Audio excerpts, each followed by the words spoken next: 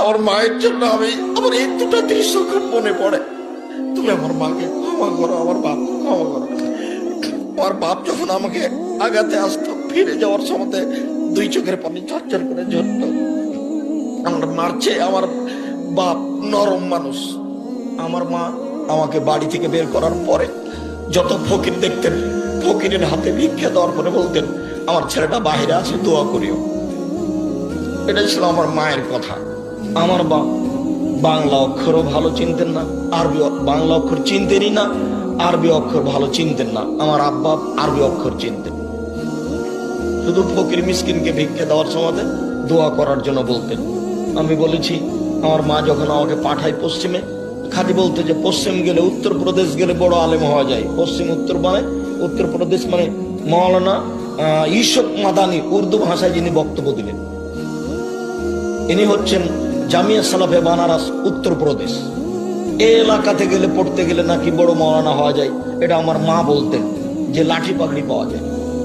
আমার মা আমাকে প্রথম দিন সাথে করে নিয়ে গেছিলেন পড়তে পাঠানোর জন্য। আমার মা চলে যাওয়ার পরে আমার ওই দৃশ্যটা খুব মনে পড়ে। যেদিন আমি দেশ ছেড়ে ইন্ডিয়া চলে যাই, সেদিন আমি সকালে বলেছিলাম, মা আমি ইন্ডিয়া চলে গেলাম। আমি পায়ের স্যান্ডেল দুটা খুলে দিলাম, আমার পকেটে একটা কলম ছিল, চাল, খড়ের চাল এভাবে গুঁজে দিয়ে আমি চলে গেলাম। তখন আমার মায়ের হাতে আটা লেগেছিল। আমার মা রুটি বানাবে, চাঁপাইনবাবগঞ্জের মানুষ, সেই জন্য প্রস্তুতি নিয়েছে। তা আমার মা আমাকে বলছে, যাস না, পুলিশে ধরে নেবে, পুলিশে ধরে নেবে, মারবে, যাস না। আমি এভাবে আমার মা বলতে থাকলো আর আমি চলতে থাকলাম। আমার মা পিছে পিছে কিছু রাস্তা আসলো, তারপরে দেখলো যে ছেলে আর ফিরবে না। তখন আমার মা ফিরে চলে গেল।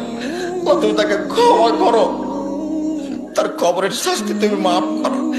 আমার মায়ের জন্য আমার এই দুটো দৃশ্য খুব মনে পড়ে। তুমি আমার মাকে ক্ষমা করো, আমার বাপ ক্ষমা করো। আমার বাপ যখন আমাকে আগাতে আসতো, ফিরে যাওয়ার সময় দুই চোখের পানি ঝরঝর করে ঝরত। আমার মার চেয়ে আমার বাপ নরম মানুষ।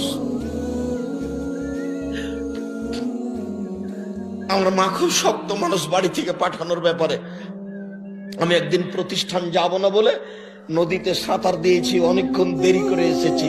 তা আমার মা ভাত রান্না করে রেডি করে নিয়ে বসে আছে। তো বলছে আমাকে খাইয়ে নিয়ে বের হ, তুই আজকে যাব না। না যেতে হবে, না যা, আজকে যেতে হবে, না যাব না। তো আমি খেতে বসেছি, যখন বারবার বলছে যেতে হবে, তখন আমি বলছি ভাত খাবো না। খাস না। এবার আমি উঠে গেছি, উঠে গিয়ে ব্যাগ নিয়ে বের হচ্ছে, বলে টাকা নেই। তো আমি টাকা নিব না, বলে নিস না, তুই যা। খেলামও না, টাকাও নিলাম না, বের হয়ে চলে গেলাম। আমার মা একটু নরম হলো, যা, যেতেই হবে। 3 বছর পরে যখন ফিরে আসলাম, তখন আমার মা চলতে মুখ মুছিয়ে বলছে, আরো যে 2 বছর বাকি আছে, আলী কেন? এটা আমার মায়ের প্রথম কথা। জানি না কিভাবে তারা আল্লাহকে বলেছেন, আমরা কিভাবে বলছি, তুমি আল্লাহ আমাদের ছেলে মেয়েকে কবুল করো, তুমি তাদের দিনের খাদেমী হিসাবে কবুল করো। আবারও তোমার গায়ে সাক্ষ্য দিচ্ছি, যদি কোনো ত্রুটি মনে করো, আশহাদু আল্লা ইলাহা ইল্লাল্লাহ ওয়া আশহাদু আন্না মুহাম্মাদুর রাসূলুল্লাহ। সাক্ষ্য দিচ্ছি আল্লাহ ছাড়া কোনো মাবুদ নেই।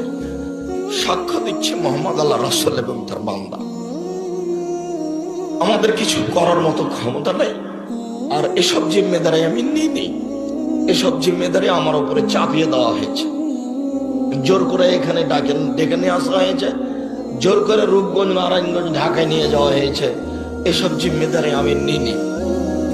আমি বলছি, আমি মানুষ হিসাবে যদি কোথাও ভুল থাকে, তাহলে তুমি ওটা আমাকে সংশোধন করে দাও।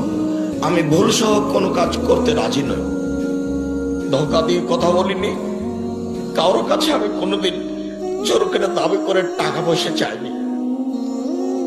এরপরেও তোমাকে বলছি, মানুষ হিসাবে যেটা ভুল আছে সেটা তুমি ক্ষমা করো। তোমার দরবারে বিনীতভাবে ক্ষমা চাচ্ছি। আস্তাগফিরুল্লাহ ওয়া আতুবু ইলাইহি। কেউ পারে না। কাদির তিনি ক্ষমতাশীল, তাকে কেউ পারে না। কবি তিনি শক্তিশালী, তাকে কেউ পারে না। কোন শক্তি তার সামনে টিকতে পারে না। আশ্রয় তার কাছে নিয়ে কাজ করছি, তিনি সবকিছু করতে পারেন। এই জন্য একমাত্র বিশ্বাস করে আন্তরিকভাবে তার কাছে আশ্রয় নিয়ে করতে চাচ্ছি। প্রশাসনের মানুষ, আপনাদের শুকরিয়া আদায় করি। আপনারা প্রশাসন হিসাবে আমাদের অনেক সুবিধে দিয়েছেন। আল্লাহ আপনাদেরকে যা যায় খায় দান।